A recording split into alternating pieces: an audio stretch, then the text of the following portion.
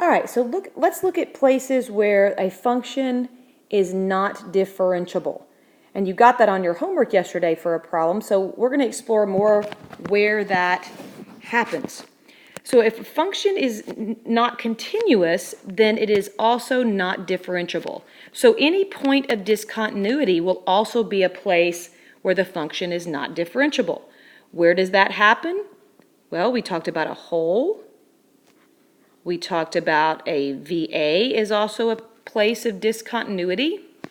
And we talked about a jump.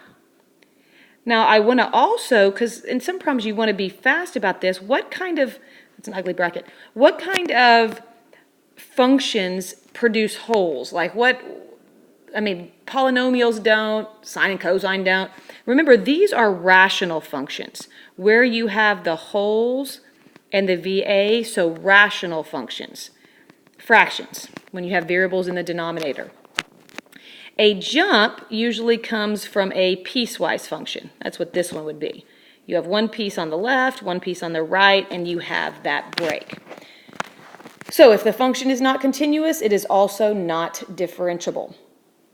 The second case, however, is at a sharp turn where the derivative from the left and the derivative from the right are not the same. Meaning, if you look along this line, the derivative is -1, and then at this point right here, I go from -1, and then all of a sudden, the derivative from the right is +1. So at x equals 5, that is a place where the function is not differentiable. And so you go, okay, so what does that graph look like? You say, oh, absolute values. Now that's not the only one, but yes, absolute values, like if you had an absolute value of x, then that would not be differentiable at 0 because that's where that sharp turn is. Now I will say when it comes to AP, they don't like the word sharp turn or cusp or corner point, whatever you want to call that, because every teacher calls it something different. So if you can say that in your head and you can say, oh, it's a sharp turn, but if you were defending on AP, you need to state that the left and right derivative are not the same. That's the wording that you need to use. So when would that come up? Certainly, again, absolute values. That could happen. And there's also, piecewise functions that would be true for as well. Meaning, this guy had a jump. Well, I could have a piecewise function that I did this, and then I even closed it in and then did this. Well, that would be a place where the left and right derivative are not equal as well. Because if I was coming in from the left, well, I have this, and then all of a sudden it goes to a sharp turn, or it goes to a positive, and it wasn't a smooth transition.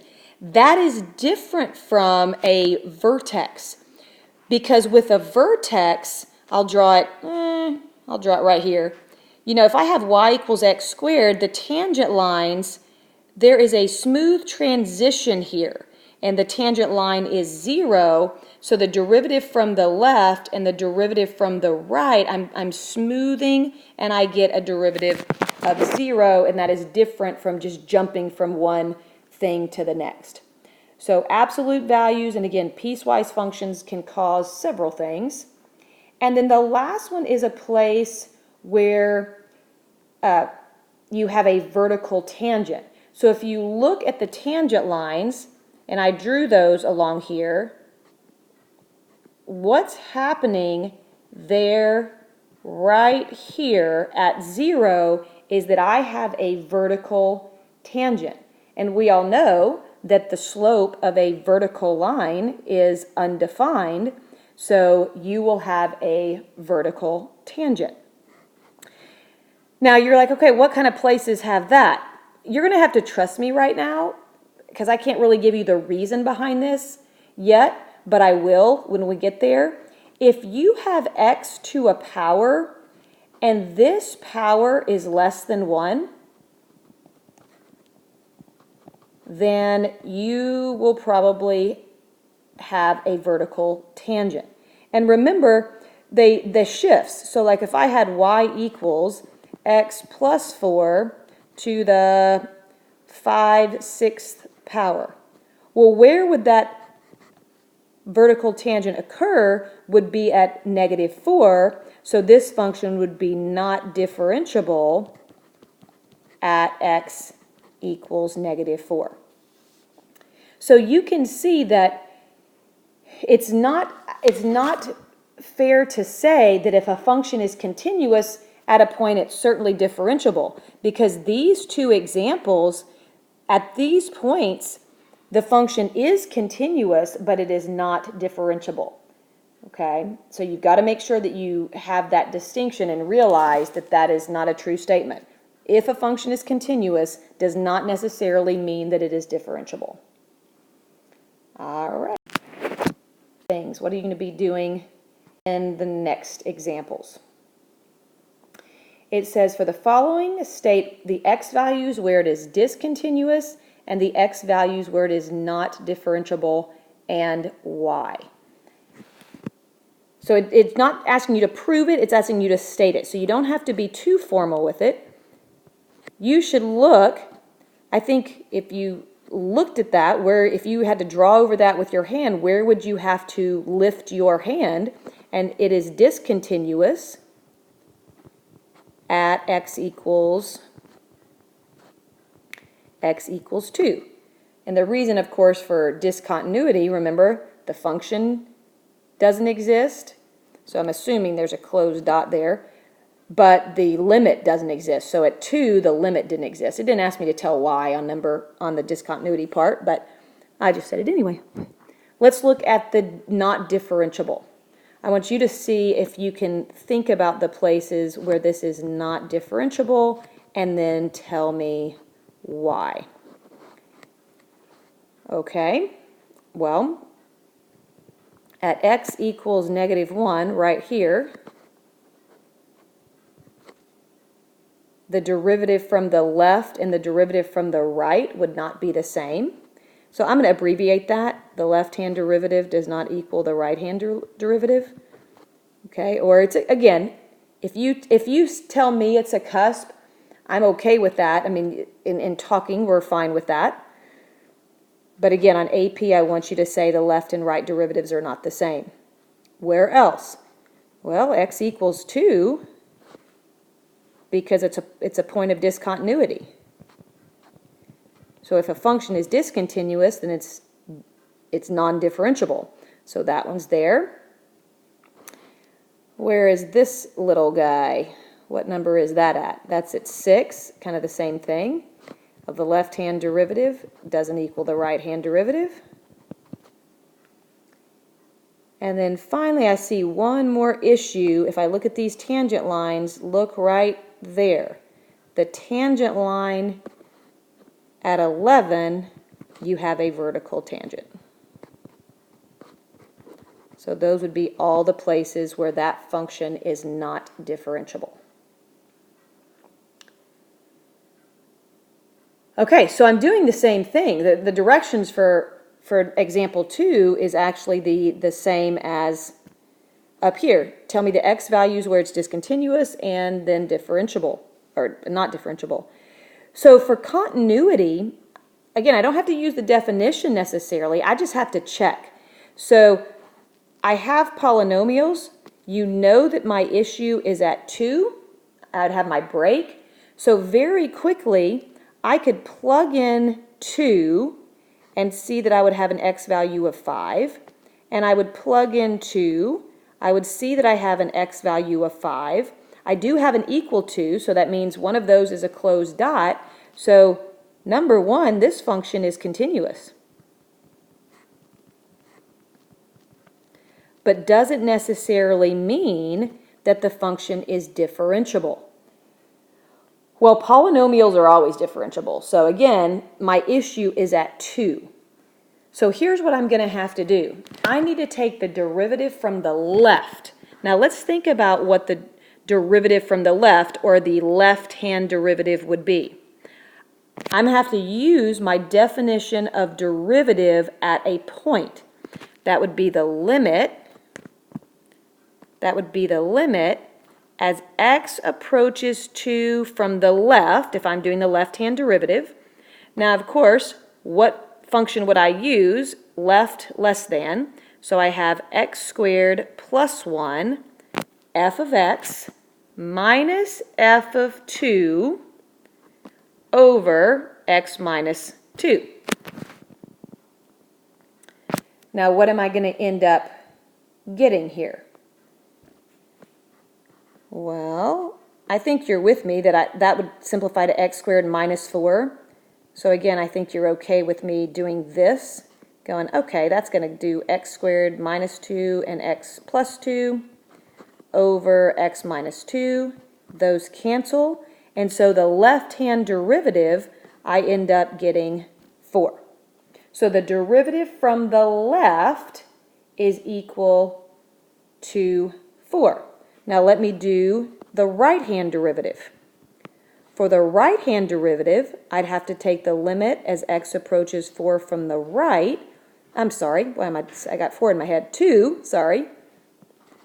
And then I'm going to do 4x minus 3 minus 5 over x minus 2. What is that really? That's 4x minus 8. I could pull that 4 out.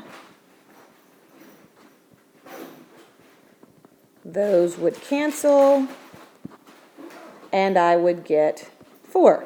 So this one is actually differentiable everywhere because my issue would be at 2, but since the left and right derivative are the same, then this one is also differentiable everywhere.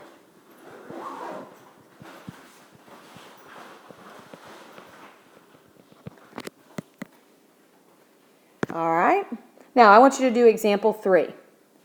See if you can do example 3.